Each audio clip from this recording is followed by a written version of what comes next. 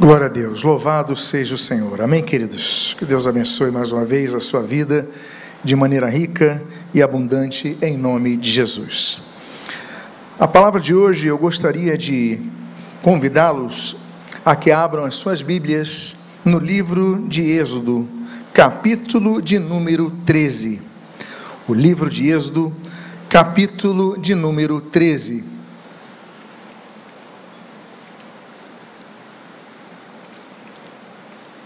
E eu gostaria de ler os versos de número 21 e 22. Êxodo capítulo 13, 21 a 22. A palavra do Senhor assim registra: O Senhor ia adiante deles durante o dia, numa coluna de nuvem, para os guiar pelo caminho. Durante a noite, numa coluna de fogo, para os iluminar, a fim de que caminhassem de dia e de noite. A coluna de nuvem nunca se afastou do povo durante o dia, nem a coluna de fogo durante a noite. Oremos.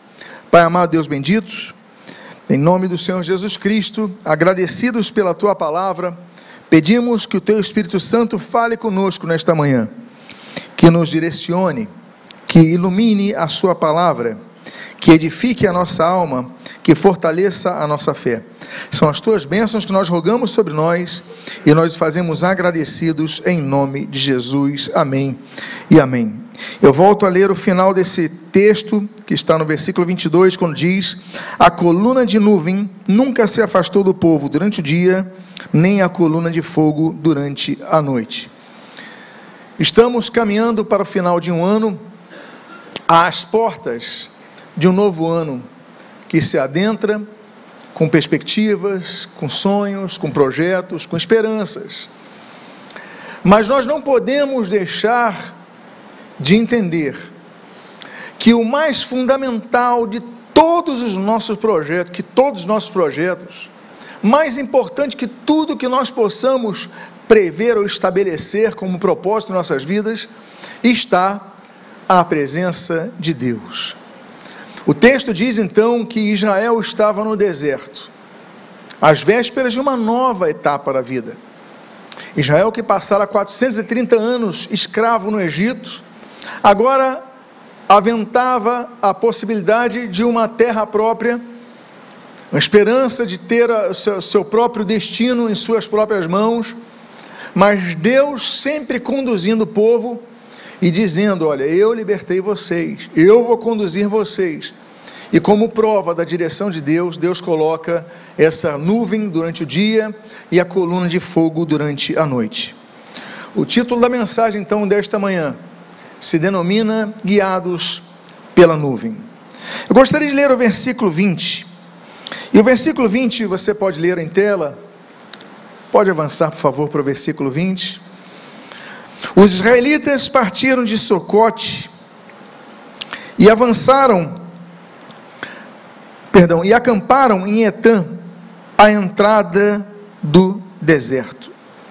Primeira coisa que eu gostaria primeira expressão, primeiro pensamento, primeira reflexão desta manhã, que eu gostaria de extrair nessas lições que nós aprendemos com a nuvem de Deus, é sobre o termo Sucote. Eles partem de Sucote e acampam em Etã. Sucote, eles estão ainda eufóricos. Eles viram o livramento de Deus, eles viram as 10 pragas, eles viram o poder de Deus, a atuação, Faraó os liberando para saírem. Eles estão então muito felizes, estão ansiosos, e ainda não tiveram aquele conflito da perspectiva do exército egípcio vir e os encurralar diante do Mar Vermelho. Eles estão já próximos ao Mar Vermelho, mas ainda não tem aquela ameaça de Faraó. Então eles estão vivendo um momento muito importante, um momento muito bom. Então nesse local, chama-se Sucote, eu coloquei o termo hebraico, que significa tendas, onde eles acampam, acampamentos.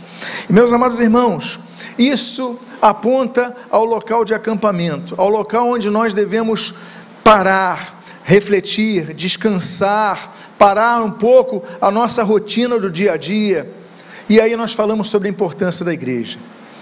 Eu postei até essa semana a respeito do texto de 1 João, capítulo 1, versículo 7, quando diz: se andarmos na luz como Ele está na luz, mantemos comunhão uns com os outros, e o sangue de Jesus nos purifica de todo pecado. E eu explicava que, a despeito de muitos movimentos que existem, muitas pessoas que estão desigrejadas, se dizerem: não, eu sou firme, eu sou cristão, mas não estão de acordo com a palavra, porque a palavra diz que se nós andarmos na luz, nós mantemos comunhão uns com os outros. A importância da igreja reunida. A Bíblia diz em Hebreus capítulo 10, versículo 25, que nós não podemos deixar de congregar como fazem alguns. O problema de sair da igreja, de abandonar a igreja, de deixar de congregar-se, não é um problema novo. Ainda que a terminologia desigrejados seja uma terminologia nova, mas é um problema antigo, porque Hebreus já registra sobre isso. Alguns já deixaram de congregar, mas vocês não podem fazer isso. Não deixem de congregar. É uma ordem bíblica. Então nós devemos congregar, porque quando nós congregamos, nós nos fortalecemos. Nós fortalecemos uns aos outros, a brasa está junto ao braseiro, nós ouvimos a palavra, louvamos em comunhão, fortalecemos-nos uns aos outros através do exercício dos nossos dons espirituais. A Bíblia diz, em 1 Pedro capítulo 4, versículo 10, que nós devemos servir uns aos outros, conforme o dom que cada um recebeu. A Bíblia fala em 1 Coríntios capítulo 12, sobre isso, sermos um corpo com múltiplos membros, mas que somos interligados, dependemos uns dos outros. A Bíblia fala sobre isso em Romanos capítulo 12 também. A Bíblia sempre fala a respeito da importância de congregarmos, mesmo quando há perseguição, amados irmãos. A Bíblia diz em Atos capítulo 2, versículo 1, que no dia de Pentecostes estavam todos reunidos, a despeito das perseguições. Ora, Jesus tinha sido crucificado, os seus discípulos já eram mal vistos ali pelo governo, e aí os discípulos: olha, então vamos nos esconder. Mas no dia de Pentecostes, 50 dias depois da Páscoa, eles já estavam todos reunidos, não deixaram de se congregar. Quando você vai a Roma, ou quando você for a Roma, não deixe de visitar as catacumbas de Roma, porque elas falam muito. As catacumbas de Roma são corredores subterrâneos, e esses corredores subterrâneos é onde as pessoas sepultavam os seus mortos, seus falecidos, e era ali que a igreja se reunia. Os romanos evitavam ir ali, era um local fétido, era um local que não cheirava bem, era um local de corpos, mas era um local onde a igreja podia se reunir, sem ser, não podia haver templos, havia perseguição, não podia haver placas, casas muitas vezes eram invadidas, mas eles: olha, então vamos no cemitério, onde a gente pode se reunir, cemitérios subterrâneos. A igreja não deixava, apesar de toda a dificuldade. Eu digo a vocês uma coisa: o ambiente é claustrofóbico, você vai descendo aquelas escadas, e hoje tem ventiladores ali, né? Você vê os ventiladores, mas na época não havia, mas mesmo assim a igreja não deixava de se reunir, e nós então não podemos deixar de congregar. Que seja uma meta de você se envolver mais, se envolver usando os seus dons. Olha, nós recebemos dons. Os dons, nós podemos fazer duas coisas com os dons. Nós podemos multiplicá-lo, ou nós podemos enterrá-lo. E o Senhor Jesus fala de maneira muito clara e específica, Mateus capítulo 25, a respeito daqueles que enterram seus dons. Então, meus amados irmãos, nós não podemos deixar isso de lado. Nós devemos usar os nossos dons. Você tem usado os seus dons? Você tem entendido o que Deus tem te dado? Você tem multiplicado entre seus irmãos? Então eles partiram de Sucote. E aí continua o texto, nesse mesmo texto, versículo 20, agora falando de Etã: e acamparam em Etã.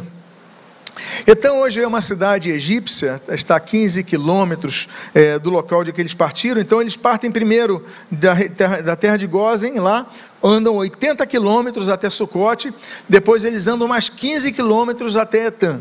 Etã, que está entrado no deserto. Etã fica junto ao canal de Suez também, e eles acampam num local que se chama Etã, que significa relhas de arado. O que significa relhas de arado? Significa exatamente isso: trabalho. Você tem a terra, você tem uma terra fértil, Mas se você não plantar, se você não cuidar da terra, você não vai produzir o que pode produzir a terra. Então é necessário que você are a terra. Há terras mais secas, há terras mais duras. Então você vai lá com o arado, você coloca aqueles bois, e você então tem o metal que vai cruzando e vai abrindo uma fenda naquela terra, muitas vezes dura, muitas vezes ressecada, e aí você vai colocando as sementes, e aí então você vai plantando de novo, vai colocando água, relhas de arado, é o que significa essa segunda etapa. Nós temos então a primeira etapa de congregarmos, ótimo, mas o que nós temos feito com isso? Nós temos que trabalhar, que seja um ano de trabalho, que você possa se envolver mais na obra de Deus. Eu digo a vocês, a primeira etapa da igreja, congregar-se, é ótima, mas muitas vezes, para muitos, se torna um problema, quando elas apenas transformam a igreja no auditório. Elas deixam de ser igreja, e passam a ser um auditório, onde apenas ouvem. Eles vão apenas para ouvir. Gostam da mensagem, não gostam da mensagem, e aí concordam, discordam, acham isso, acham aquilo e vão para suas casas. Tornamos a igreja um auditório. Deixamos de procurar ouvir a pregação como a voz de Deus, a palavra de Deus, e baseando na própria palavra de Deus, como lemos ali em Atos capítulo 17, contra os bereanos, confrontando tudo que é pregado pela palavra de Deus, mas nós deixamos de ouvir a palavra de Deus com os ouvidos de quem quer ouvir a voz de Deus, a direção de Deus para nossas vidas. Nos tornamos um auditório, não podemos fazer isso, porque a igreja tem que ser viva, a igreja tem que ir além de ser um auditório, ela tem que ser um organismo onde pessoas, elas se multiplicam, onde pessoas, elas pregam, elas vivem, elas desenvolvem os seus dons, elas trabalham. O trabalho é muito importante. Ageu capítulo 1, Deus ele vai falar, fazer um alerta sobre, está tudo destruído e vocês estão cuidando de suas casas, não estou cuidando da igreja. Muitas vezes Ageu é um alerta sobre isso, as vossas casas estão apaineladas e a igreja abandonada, que história é essa? O templo abandonado, que história é essa? Vocês têm que cuidar das coisas de Deus. Ageu é um alerta para aquelas pessoas que faziam parte de um povo que tinha as promessas de Deus, mas estavam acomodados. Estamos, volto a dizer, diante de um novo ano, e que você possa ter como perspectiva, olha, eu vou me envolver mais na obra de Deus, eu vou atuar mais, eu vou servir mais ao Senhor como servo de Deus. Muitos pensam que por serem filhos de Deus são servos de Deus, e isso não é verdade. Nem todo filho de Deus é servo de Deus. Por quê? Porque nem todo filho de Deus o serve, está servindo, ele só está sendo servido, ele só vai, ouve e está sendo servido, ele está sendo alimentado, ele está sendo fortalecido, mas ele não faz nada além disso. E nós devemos então produzir frutos para Deus, que honra a Deus. Nós devemos trabalhar. O Senhor Jesus, ele fala em Mateus capítulo número 9, ele fala, olha, o campo está aí, estão prontos, preparados para agora. Ele fala, olha, rogai pois ao Senhor da seara, que envie trabalhadores para a sua seara. O que falta na igreja não são pessoas que ouvem a palavra. O que falta na igreja não são nem títulos eclesiásticos, diáconos, pastores, líder de louvor, líder de crianças, introdutores. Títulos nós temos, mas Jesus ele fala, olha, o que a igreja precisa são de trabalhadores. Rogai ao Senhor que envie trabalhadores para a sua seara. Mateus 9,37. Então nós devemos pedir. O Senhor Jesus ele fala, meu Pai trabalha até hoje, por isso que a palavra de Deus diz, trabalhar pois enquanto é dia, pois a noite vem, quando ninguém mais poderá trabalhar. João capítulo 9, nós devemos trabalhar em todo o tempo, nós devemos servir ao Senhor. Que seja um ano que você passe da condição de ser apenas um filho, e se torne um servo de Cristo. trabalhando no seu trabalho, durante o seu convívio profissional, servindo ao Senhor, com seu coração orando, militando, testemunhando, e aí você podendo ter oportunidades para fazer obras de Deus, sempre na igreja, se envolvendo cada vez mais e mais. A Bíblia diz então, eu citei o texto de 1 Pedro capítulo 4, versículo 10, que nós devemos servir uns aos outros, como diz a palavra.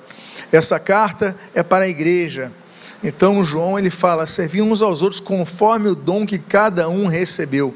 Olha, vocês não imaginam como eu fiquei feliz com a cantata, não apenas pela qualidade da cantata de Natal, não apenas pela excelência que foi ali traduzida, mas pela quantidade de pessoas envolvidas. Muita gente se envolveu, e é isso aí, cada um vai oferecendo o que tem. Aquele jovem, ele tinha o que para oferecer para Jesus, para aquelas multidões? Ele não tinha um buffet disponível, ele tinha o que? 5 pães, 2 peixes, e aí vai distribuir para a multidão, e Deus multiplica. Nós devemos oferecer para o Senhor aquilo que nós temos, e o Senhor vai multiplicar, vai abençoar outras vidas. Então, eles saem de Sucote e acampam em Etã, reelejarado, local de trabalho. O texto então, no versículo 21, voltando ao versículo 21 e lendo o versículo 22, nós lemos assim: o Senhor ia adiante deles, durante o dia, numa coluna de nuvem, para os guiar pelo caminho. Durante a noite, numa coluna de fogo, para os iluminar, a fim de que caminhassem de dia e de noite. A coluna de nuvem nunca se afastou do povo durante o dia, nem a coluna de fogo durante a noite. Outra lição que nós devemos e podemos extrair desse texto é que Deus nunca nos abandona, mesmo que estejamos no deserto. Deus está conosco mesmo que estejamos no deserto. Deus está conosco mesmo que estejamos passando por uma fase difícil em nossas vidas. Que falte aquela chuva copiosa, que falte no olhar aqueles pastos verdejantes, que faltem situações de conforto, ainda assim Deus está com eles. A Bíblia diz no texto, a coluna de nuvem nunca se afastou do povo, nem a coluna de fogo durante a noite. Deus não nos abandona. A Bíblia diz em Josué, quando Deus vai falar para Josué ser forte, ser corajoso, ele fala assim: assim como fui com meu servo Moisés, eu serei contigo. A promessa é que Deus, assim como foi com os grandes patriarcas, com os grandes servos que a Bíblia registra, cujas biografias a Bíblia registra, assim como Ele foi com eles, será conosco. Gênesis capítulo 26, por exemplo, nós ouvimos há 2 domingos atrás a pregação falando sobre Gerar, a cidade de Gerar, Isaac ali. Deus vai falar no capítulo 26 de Gênesis para Isaac: olha, eu sou o Deus de teu pai Abraão, assim como eu sou com ele, eu vou ser contigo, eu não vou te abandonar. A promessa vem para a tua vida, Deus tem promessas para a tua vida, e a grande promessa é da presença dele. Eu volto a dizer, podemos ter muitos planos, e vamos planejar, vamos projetar, vamos organizar, vamos ter propósitos e alvos e metas para o próximo ano, mas uma coisa não nos pode faltar, a presença de Deus. Uma coisa não nos pode faltar, a presença de Deus, e Ele promete estar do nosso lado. A Bíblia diz então, que mesmo nos momentos mais difíceis, Deus está do nosso lado. O salmista, talvez no texto mais conhecido da Bíblia, o Salmo 23, ele fala: ainda que eu ande pelo vale da sombra e da morte, não temerei mal nenhum, porque Tu estás comigo. Tu estás comigo. Davi sabia que podia estar no vale das sombras e da morte, ou no texto, nos textos originais, nos vales das sombras profundas, é um vale muito, muito perigoso, de muitos assaltos, mas a presença de Deus está ali, então você tem tudo o que você precisa. E aí, a Bíblia diz, em Êxodo capítulo 33, que quando Moisés, ele desce do Monte Sinai, Nós temos aquela idolatria do capítulo 32 de Êxodo, do bezerro de ouro, mas Deus fala para Moisés: Moisés, eu estou contigo, mesmo que o povo todo esteja, eu estou contigo, e eu te darei descanso. Deus é um Deus que com a sua presença nos dá descanso. Podemos estar no deserto, temos descanso em Deus. Amém, queridos? Por quê? Porque Deus não nos abandona. Quero falar sobre algumas características da coluna de fumaça. A coluna de fumaça, ela nos dá sombra e umidade. Eram duas colunas. Durante o dia, uma coluna de fumaça, durante a noite era a coluna de fogo. A coluna de fumaça, ela trazia sombra durante aquele calor do deserto. Ele trazia sombra e trazia umidade, trazia um alívio, trazia um descanso. E aí, as sombras, nos lembramos de algumas coisas. A primeira delas é o que diz no Salmo 17, debaixo da sombra das suas asas eu descanso. Nós temos um descanso em Deus, a sombra de suas asas. É muito bonito o texto, é um texto antropomórfico, naturalmente, da forma compreensível o entendimento humano, a sombra de suas asas, mas o que ele quer dizer é que Deus está sempre sobre as nossas vidas, Ele está sempre cuidando de nós e nos trazendo sombra, então trazendo-nos proteção, trazendo alívio, trazendo cuidado. Então nós podemos dizer a você: descanse à sombra das asas do Senhor. Passamos do Natal, e quando falamos Natal, normalmente falamos de Lucas, capítulo 1, capítulo 2, que são os textos que falam muito sobre a questão do nascimento de Jesus, que tratam do nascimento de Jesus, que abordam a questão do nascimento de Jesus. Mas quando o anjo Gabriel, ele vai para Maria, ele fala assim: olha, descerá sobre ti o Espírito Santo, e o poder do Altíssimo te envolverá com a sua sombra. Olha só o que ele diz: o poder do Altíssimo te envolverá com a sua sombra, com uma sombra. Nós, muitas vezes, quando o sol não chega ao meio-dia, estamos antes do meio-dia ou depois do meio-dia, nós vemos a projeção de nossa sombra. Nós percebemos, por exemplo, quando o sol está se pondo com muita intensidade, sem nuvens, nós vemos claramente a nossa sombra. Mas quando é meio-dia, o sol está, como dizem, a pino, o sol está bem numa linha que a nossa sombra está projetada exatamente debaixo de nós. Mas o fato é que nós não podemos nem notar, mas apesar do sol, a sombra está nos envolvendo, a sombra do Senhor nos envolve. E a palavra para Maria era aquela: Maria, não temas. Maria, o poder do Espírito Santo está sobre você, o poder do Altíssimo está sobre você, Ele te envolverá como a sombra. Nós precisamos entender que o poder de Deus está sobre nossa vida. O meu desejo é que você seja envolto pela sombra do Senhor a cada momento. Agora eu falei sobre a coluna de fumaça, e eu quero falar sobre a coluna de fogo. A coluna de fogo, ela trazia 3 benefícios imediatos ao povo de Israel. Se a coluna de fumaça durante o dia trazia umidade e sombra, a coluna de fogo trazia em primeiro lugar o aquecimento contra o frio. Se você não sabe, muitos podem supor ou entender que o deserto é um local extremamente quente. Eu falo dos desertos cálidos, né? Os desertos que não estou falando da Antártida, por exemplo, que é um deserto, mas estou falando dos locais onde você só vê areia, mas você fala, é um local muito quente. Sim, você tem razão, durante o dia é um local muito quente, mas talvez você não saiba que à noite é um local muito frio. E ali então, naquele deserto, naquela madrugada fria, tinha aquela chama de calor para os aquecer. Assim é a presença de Deus.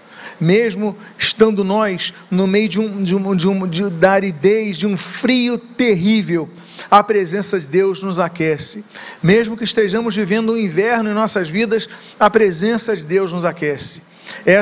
Esse é o primeiro aprendizado que nós podemos extrair. A segunda coisa que nós podemos extrair dessa coluna de fogo é que ela protegia o povo das feras. Sim, porque quanto mais escuro a criaturas, a animais, a feras, que eles procuram oportunidade, você não está vendo onde estão, você não está vendo se estão próximos para você se proteger. E ali então aquela luminosidade, aquele calor, ele fazia com que o povo ficasse atento, e o povo ficasse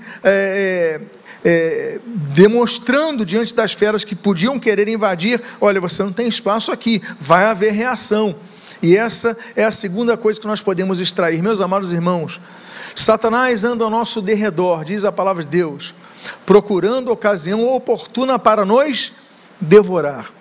Uma vez eu ouvi uma pessoa dizendo: o diabo é um leão desdentado, ele não pode fazer nada conosco. Ele tendo dentes ou não tendo dentes, ele pode nos devorar. Qual é a diferença?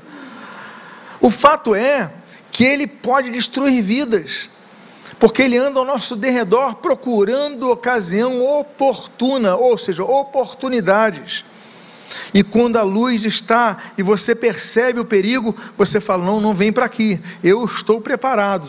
Então a luz do deserto, no meio do deserto, da escuridão do deserto, da madrugada do deserto, ela também traz isso, uma alerta e uma proteção contra os animais, as bestas, os animais que podem nos atacar. E terceiro lugar, obviamente, é a luz. A luz. O deserto, ele traz luz. Nós devemos, a coluna de fogo no deserto, ela nos traz luz. Ou seja, nós temos algo que nos traz tranquilidade, a luz. Nós temos a luz do mundo, o Senhor Jesus em nossas vidas. Então nós não andamos nas trevas. As pessoas naquela época não tinham postes nas estradas. Nós, quando dirigimos à noite, nós passamos por algumas ruas e ficamos mais tranquilos, porque está tudo iluminado, mesmo que seja de madrugada. Há outros locais aqui no Rio de Janeiro que você passa, está tudo escuro e você até ora mais, não é verdade?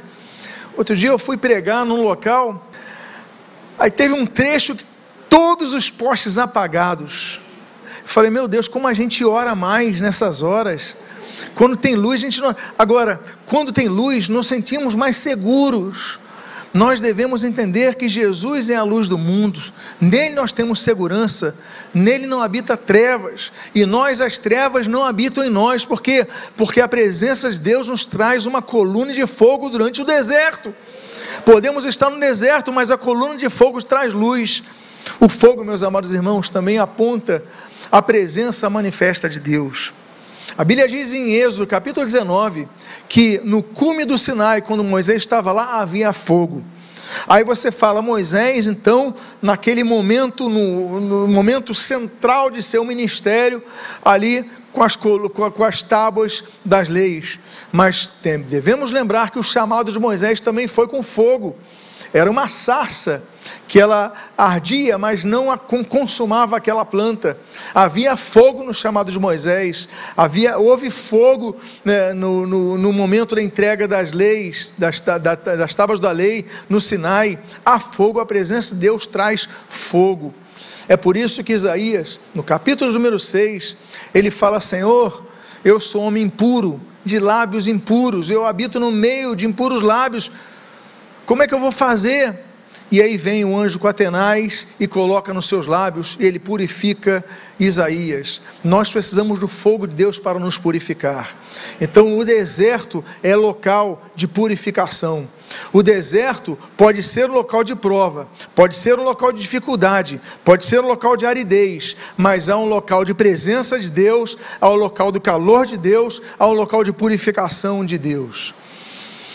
Vamos agora a Números capítulo 9, os versículos 15 e 17, extrair mais uma lição dessa nuvem. Diz a palavra do Senhor: no dia em que foi levantado o tabernáculo, a nuvem cobriu o tabernáculo, a saber, a tenda do testemunho, e à tarde estava sobre o tabernáculo uma aparência de fogo até a manhã seguinte. Assim acontecia sempre, a nuvem o cobria, e de noite havia aparência de fogo. Quando a nuvem se erguia de sobre a tenda, os filhos de Israel se punham em marcha, e no lugar onde a nuvem parava, aí os filhos de Israel acampavam. Eu vou ler esse último versículo, essa parte do versículo 17, mais uma vez. Quando a nuvem se erguia sobre a tenda, os filhos de Israel se punham em marcha, e no lugar onde a nuvem parava, os filhos de Israel acampavam. Ou seja, Deus dava direção, mas quem decidia o rumo não era o povo, era Deus. Eles não partiam a hora que queriam, eles não falavam, olha, eu vou partir agora porque eu estou querendo. Moisés não decidia, por mais que ele fosse líder, e um grande líder que Israel teve, Moisés ele falava, não, olha, vamos fazer o seguinte, vamos partir depois de amanhã, olha, daqui a uma semana nós vamos partir, vamos ficar mais 20 dias aqui que está muito bom esse local. Moisés não decidia. A Bíblia diz que quando a nuvem se afastava, o povo se colocava em marcha, e quando a nuvem parava, o povo parava. Precisamos da direção de Deus. Quando Deus dá a direção, Deuteronômio capítulo 5 diz, não podemos nos desviar nem para a direita, nem para a esquerda, devemos seguir a direção de Deus. Quando seguimos a direção de Deus, quando nós andamos debaixo da direção de Deus, quando nós obedecemos a direção de Deus, então nós podemos confirmar aquilo que a Bíblia diz em Romanos capítulo número 8, nós somos filhos de Deus, porque quem é filho de Deus, ele é dirigido pelo Espírito de Deus. Nós devemos a direção de Deus, nós ouvimos a direção de Deus através de várias possibilidades. Uma delas é a palavra de Deus, é uma bússola para nós, é lâmpada para nossos pés, é luz para o nosso caminho, como diz o Salmo 119. Então, a palavra de Deus, ela traz direção para as nossas vidas. Outra coisa que nós podemos ter direção de Deus é o que nós lemos em Atos capítulo número 8. Atos capítulo número 8 fala que sobre o direcionamento de Filipe é o eunuco. Então Deus dirigiu Filipe aquele eunuco para trazer a palavra de Deus, para resgatar aquela vida. Deus pode usar pessoas para trazer uma direção às nossas vidas. Deus pode usar pessoas que estão próximos a você, ou mesmo distantes de você, e aparece o Felipe no teu caminho, e aparece o Antônio, o José, a Maria. Eu não estou falando de personagens específicos, não estou dando exemplos de nomes aqui. Qualquer pessoa pode aparecer. Deus envia a pessoa, como enviou Filipe eunuco, para trazer vida à tua vida. Deus então pode usar as escrituras, Deus pode usar uma pessoa, e Deus pode usar também outra coisa que nós, outra ação que nós vemos lá em Atos capítulo número 9, que Deus pode usar a oração para trazer direção às nossas vidas. A Bíblia diz que Ananias estava orando e o Espírito de Deus o direcionou para ir até Saulo, ou seja, através da oração. Quando nós oramos, Deus vai apontando direções. Quando nós oramos, Deus vai falando conosco. Nós devemos orar com o coração aberto, com o nosso espírito ávido para ouvir a voz dele. Deus vai falar. Então Deus fala por pregações, Deus usa pessoas para nos falar, e Deus fala através de oração. O importante é que sejamos guiados pelo Espírito Santo, como nós citamos aqui, Romanos capítulo de número 8. Números capítulo 9, nos versículos 18 a 22, eu vou ler o seguinte, duas telas que tem aí. Segundo o mandado do Senhor, os filhos de Israel partiam, e segundo o mandado do Senhor, acampavam. Por todo o tempo em que a nuvem pairava sobre o tabernáculo, permaneciam acampados. Quando a nuvem se detinha muitos dias sobre o tabernáculo, os filhos de Israel cumpriam a ordem do Senhor e não partiam. Às vezes, a nuvem ficava poucos dias sobre o tabernáculo.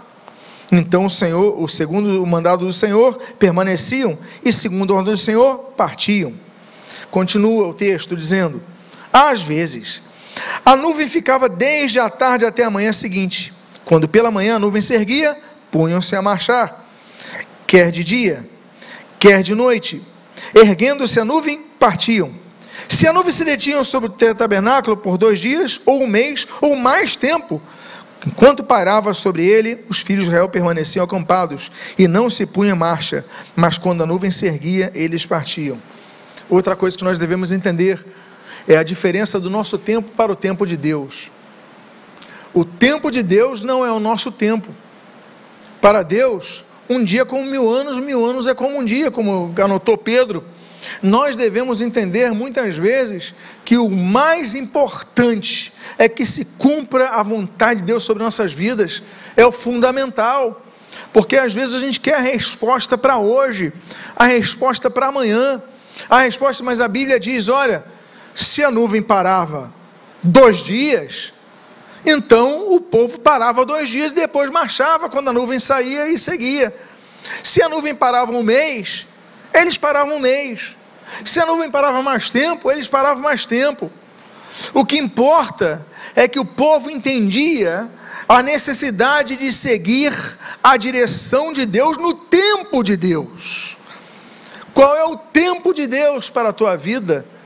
O que nós pedimos ao Senhor, nós colocamos diante do Senhor, nós oramos ao Senhor, nós colocamos os nossos desejos, nossas perspectivas diante do Senhor, mas nós falamos sempre assim: olha Deus, mas cumpra-se a tua vontade em minha vida, cumpra-se a tua vontade, cumpra-se o teu tempo.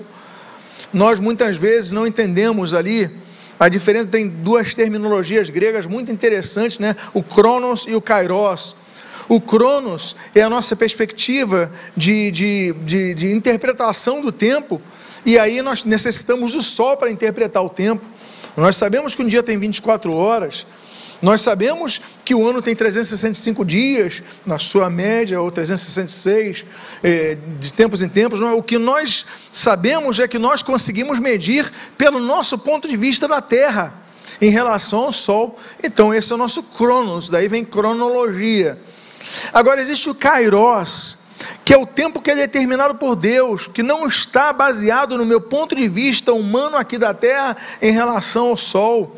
Não está determinado, porque não é cronos, não é cronometrável, não é marcado, não é agendado, não é estabelecido, não é fixo. Mas o Kairos é um tempo que é um tempo.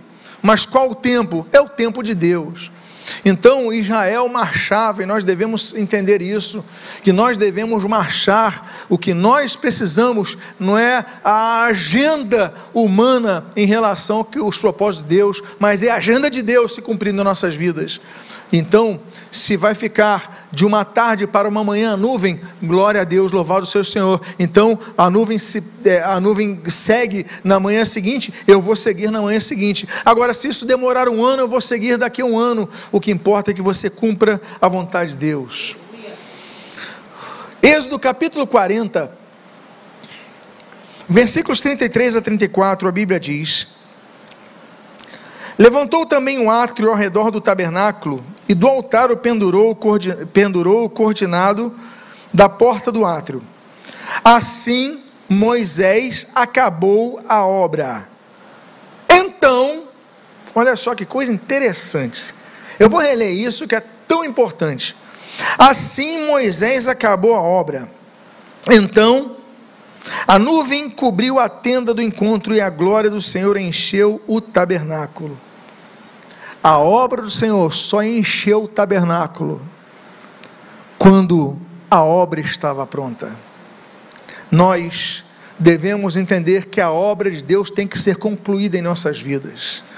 Nós devemos pedir a Deus: Deus, conclui a tua obra em minha vida, que eu possa todo dia estar operando pelo Senhor, todo dia estar trabalhando pelo Senhor, todo dia estar envolvendo o Senhor, porque eu quero ser cheio da tua presença. O tabernáculo era envolto da nuvem, o tabernáculo era envolto da presença manifesta de Deus. Havia o local do Santo dos Santos, o local santíssimo. O tabernáculo, agora todo o tabernáculo fica cheio da presença de Deus, a Bíblia diz, quando a obra foi completada. Detalhe, como é que ela foi completada? Eu vou reler o texto para você ver o detalhe. Levantou também o átrio ao redor do tabernáculo e do altar, e pendurou o cortinado da porta do átrio. Quando ele coloca uma cortina, meus irmãos, não importa se é uma coisa que parece ser simples, o que importa é que você faça a obra de Deus. Ele colocou uma cortina, a presença de Deus entrou, a glória de Deus se manifestou dentro do tabernáculo. Uma cortina que faltava. Às vezes você construiu na sua vida, na sua caminhada cristã, um prédio. Você construiu, você cavou, você colocou as sapatas, você levantou a estrutura, você colocou o alicerce, levantou o prédio, você colocou telhado, você instalou televisão, mas faltou o cortinado da porta, faltou cortina na tua vida, no teu prédio, no teu apartamento. Falta às vezes um detalhe para a presença de Deus se manifestar de maneira intensa. Então eu vou reler mais uma vez, que esse texto é muito profundo, podíamos ficar aqui horas. Levantou também o átrio ao redor do tabernáculo e do altar, e pendurou o cortinado da porta do átrio. Assim, Moisés acabou a obra com uma cortina. Então, a nuvem cobriu a tenda do encontro e a glória do Senhor encheu o tabernáculo. A glória do Senhor encheu depois de colocar uma cortina. O que está faltando na construção da tua vida? O que faltou em 2024 na construção da sua vida, da tua vida? E aí nós vamos então para o mesmo capítulo 40, mas vamos ler o versículo número 35, quando diz: Moisés não podia entrar na tenda do encontro, porque a nuvem permanecia sobre ela, e a glória do Senhor enchia o tabernáculo. Moisés não podia entrar na tenda. O que nós aprendemos com isso? Humildade. Humildade de Moisés.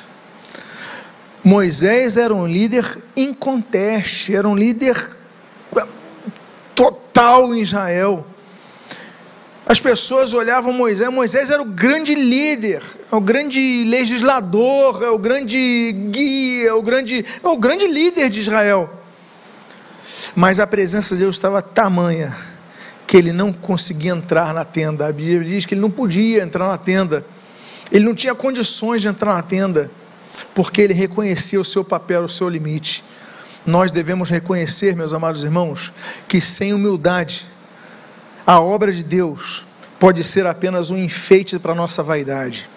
Eu quero dizer para vocês que tem muito ministério, tem muito líder ministerial, que a obra de Deus hoje é apenas um enfeite da sua vaidade, é apenas um alimento para o seu ego, é apenas uma propaganda de seus feitos.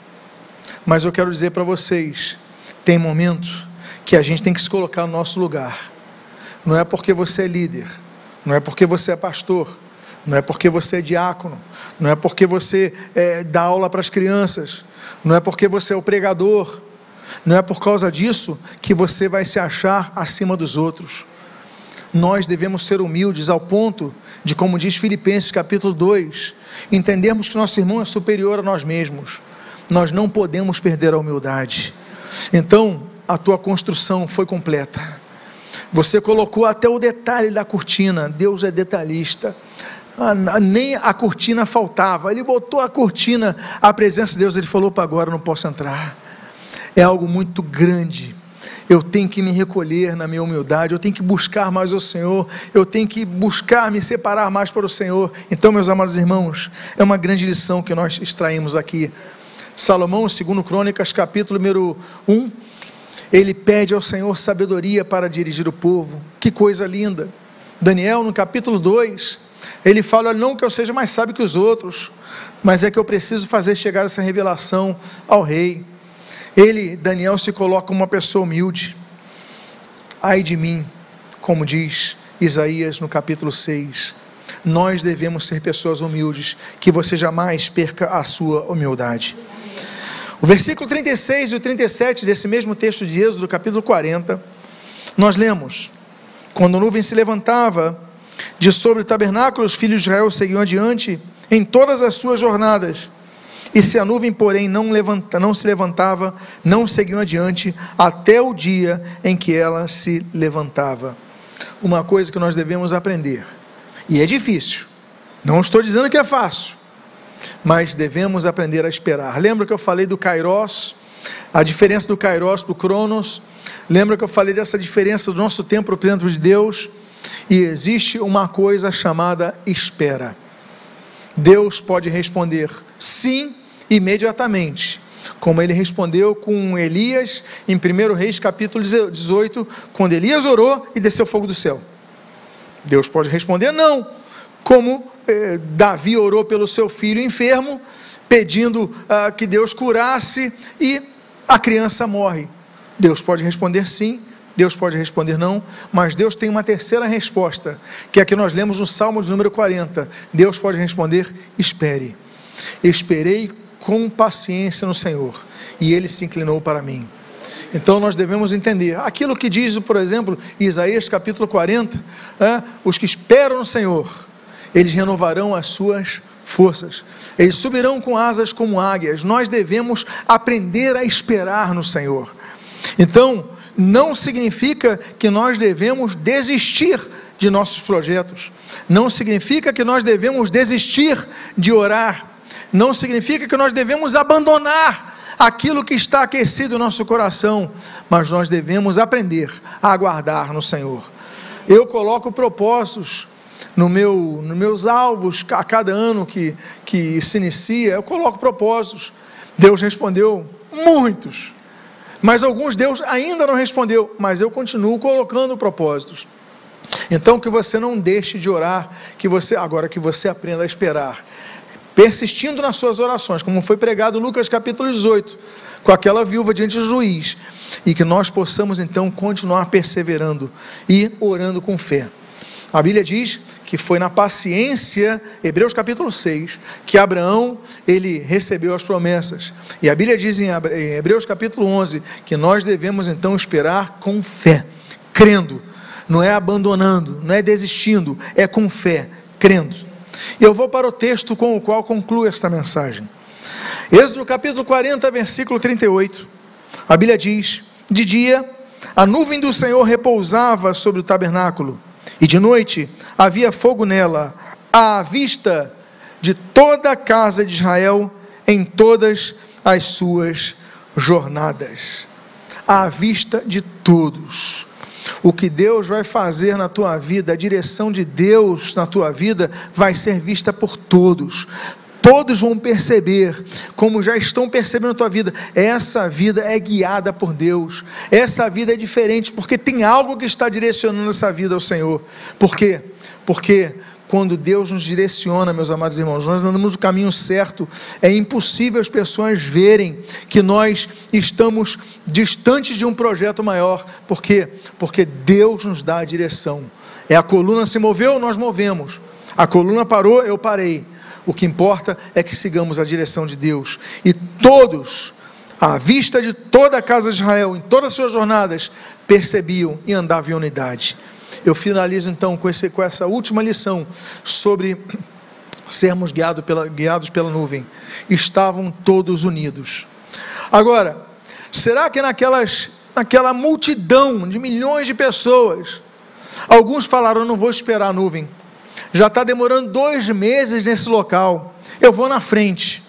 Eu creio que é possível que alguns tenham ido na frente. Outros talvez tenham dito: mas já no dia seguinte a nuvem está se movendo, agora eu quero descansar, parar um pouco. Eu também acredito na possibilidade, nessa grande possibilidade, nessa probabilidade grande, de que pessoas tenham parado quando a nuvem permaneceu. Mas uma coisa é certa: elas não chegaram na terra prometida.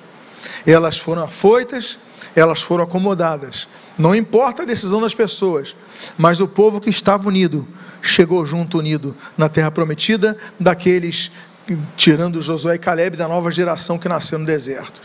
O importante é que a geração anterior, a geração posterior, estava acompanhando a nuvem do deserto. Que Deus abençoe a sua vida. Eu quero fazer uma oração nessa manhã, convidando a que você, por favor, se coloque de pé. Eu quero fazer uma oração por sua vida. Eu sei que alguns irmãos não estarão aqui conosco no culto da virada. Eu quero então incentivar a você comece a colocar diante do Senhor os seus projetos para o ano que vai se iniciar daqui a 3 dias. Que você coloque diante do Senhor os seus projetos, que você possa começar a orar, falar: Deus, eu tenho sonhos, eu tenho projetos, eu tenho metas, mas eu as coloco diante de Ti. O meu desejo, o meu pedido, Senhor, é que se cumpram nesse ano. Mas, Senhor, o que me importa é que a Tua nuvem, eu siga a Tua nuvem, jamais me afaste da direção da Tua nuvem. Então eu peço as Tuas bênçãos sobre a minha vida. Pai amado, em nome de Jesus, eu oro por cada um aqui. Eu oro por cada filho e servo Teu. Eu oro por cada um que está pedindo direção à sua vida. Em nome do Senhor Jesus, que eles possam ver a coluna de fogo à noite e a coluna de fumaça durante o dia. Que, Senhor, mesmo à noite mais terrível, a noite mais difícil, eles possam ver aquela chama queimando, a Tua presença aquecendo. Que eles possam, no mais cálido do deserto do meio-dia, eles possam ver aquela coluna de fumaça trazendo umidade às suas vidas, mas que eles jamais deixem de perceber a tua presença com eles, os guiando, a tua presença com eles, dirigindo os seus passos.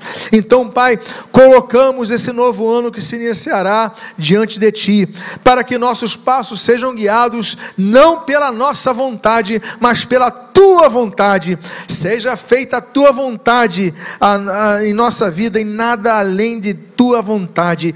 Cumpra-se o Teu querer em nossa vida, Pai. É o que nós oramos, abençoando esse novo ano que se iniciará, abençoando essa nova etapa que se iniciará, pedindo as Tuas bênçãos, Pai, e que em nome de Jesus, Senhor, possamos permanecer, vendo, percebendo, Senhor, que a construção continua, mas, Senhor, que nós possamos colocar aquela cortina que falte, para que a Tua presença seja tão grande, Senhor, que ela encha o tabernáculo todo, e não apenas o lugar santíssimo, mas o lugar santo, o átrio, todo local seja plenamente enchido da Tua presença, que sintamos a Tua presença plenamente em nossas vidas, e é o que nós pedimos, e nós fazemos agradecidos em o nome de Jesus, amém e amém, e que Deus abençoe sua vida rica e abundantemente em nome de Jesus. Louvado seja o Senhor.